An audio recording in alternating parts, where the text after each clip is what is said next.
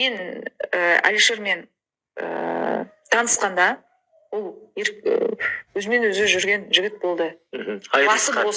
Басы бос. 4 жыл бұрын үйленген екен, бірақ айырылысыпты. Сол кезде 2 баласы бар екенін білдім. Сол кезде де сұрақтар болды менде, өз-өзіме де сұрақтар болды маған. Қалай ол керек па, керек емес па? Әкем де сол кезде әкеме звондаған болатын. Мына жерде осындай жігіт бар, намерениесі өте серьезный.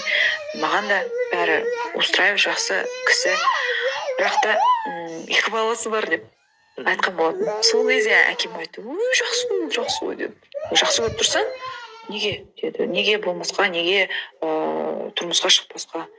Білмеймін, енді маған Аллах солай жақсы бәрін берді. Менің енем де, атам да, менің күйеуімнің бірінші бракын, жолдасын, бәрі өте сондай адекватный, бәрі күшті, бәрі саналы, ешқандай интрига жасамайтын, сондай күшті. Альхамдулилля, бәріне мен шүкір деймін. Яғни түсінген бойынша Әлішердің бірінші жұбайымен араласып тұрасыз. Иә.